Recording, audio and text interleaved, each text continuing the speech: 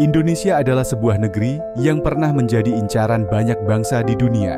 Mereka datang dengan kapal-kapal besar, membawa misi yang berbeda-beda.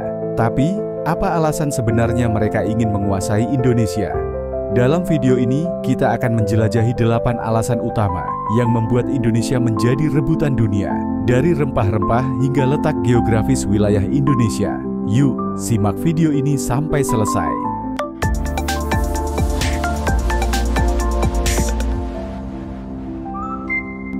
Mari kita mulai dengan alasan yang paling jelas, yaitu kekayaan alam Indonesia. Pada abad ke-15 dan 16, rempah-rempah seperti pala, cengkeh, dan lada dianggap sebagai emas di Eropa. Bahkan, ada yang mengatakan bahwa rempah-rempah lebih berharga daripada emas itu sendiri. Maluku yang dikenal sebagai Kepulauan Rempah menjadi pusat perhatian dunia. Portugis adalah bangsa Eropa pertama yang datang ke Maluku pada tahun 1512. Mereka sangat terpesona dengan kekayaan ini dan segera mendirikan benteng untuk melindungi perdagangan mereka.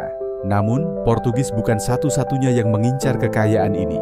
Belanda dengan VOC-nya datang dan berusaha memonopoli perdagangan rempah-rempah. Mereka menerapkan kebijakan tanam paksa, di mana rakyat Indonesia dipaksa menanam komoditas tertentu untuk diekspor. Kekayaan alam inilah yang menjadi daya tarik utama bagi bangsa asing untuk menjajah Indonesia.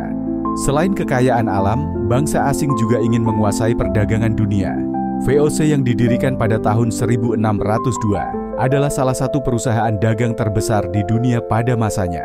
Mereka tidak hanya ingin berdagang, tetapi juga ingin memonopoli. Dengan menguasai Indonesia, VOC dapat mengendalikan harga dan pasokan rempah-rempah di pasar global.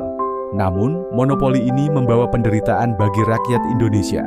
Kebijakan yang diterapkan VOC seringkali sangat keras. Petani dipaksa menjual hasil panen mereka dengan harga yang sangat rendah, sementara VOC menjualnya dengan harga tinggi di Eropa. Inilah salah satu bentuk eksploitasi yang dilakukan penjajah terhadap Indonesia. Monopoli ini juga membuat perdagangan bebas hampir mustahil di Indonesia. Semua keuntungan berpusat pada VOC, sementara rakyat hanya menjadi roda penggerak tanpa hasil yang setimpal. Indonesia memiliki letak geografis yang sangat strategis.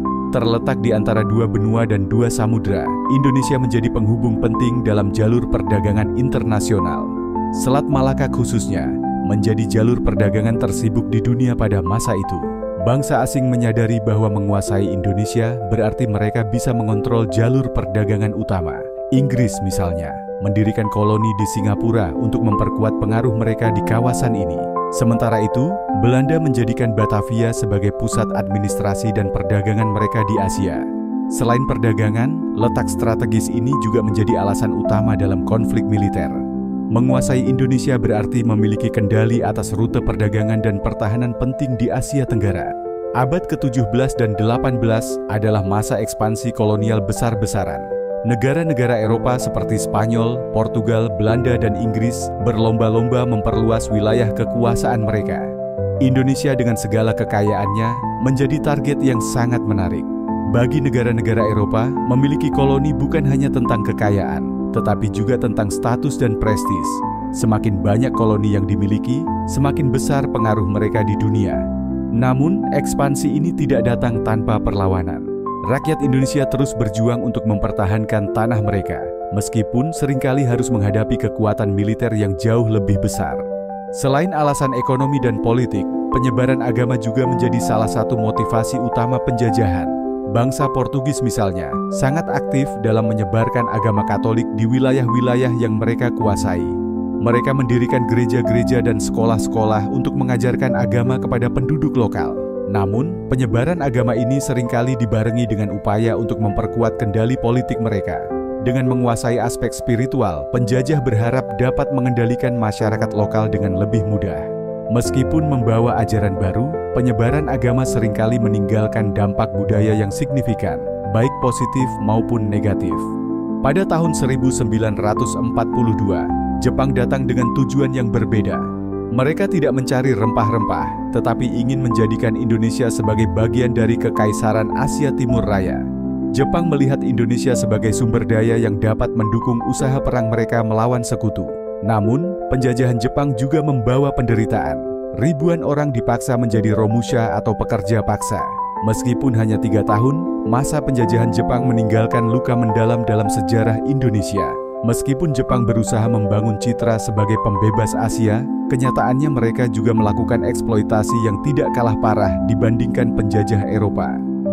Menguasai Indonesia berarti menguasai jalur strategis di kawasan Asia Tenggara. Bangsa asing membangun benteng-benteng dan pelabuhan untuk melindungi jalur perdagangan mereka dari serangan musuh. Benteng Rotterdam di Makassar adalah salah satu contoh warisan kolonial yang menunjukkan betapa pentingnya Indonesia bagi pertahanan dan keamanan bangsa penjajah. Bagi bangsa Eropa, memiliki koloni adalah simbol kejayaan. Indonesia dengan segala kekayaannya menjadi permata di mahkota kekuasaan mereka. Belanda misalnya, menjadikan Hindia Belanda sebagai koloni utama mereka di Asia. Kejayaan ini seringkali dipamerkan di tanah air mereka untuk menunjukkan kekuatan dan kemakmuran. Namun, di balik kemewahan itu, rakyat Indonesia harus membayar harga yang sangat mahal. Indonesia adalah negeri yang luar biasa kaya. Namun, kekayaan inilah yang membuat kita menjadi incaran banyak bangsa. Kini, tugas kita adalah menjaga warisan ini untuk masa depan. Dari 8 alasan ini, mana yang menurut kalian paling menarik? Tulis pendapat kalian di kolom komentar. Jangan lupa like dan subscribe untuk konten menarik lainnya.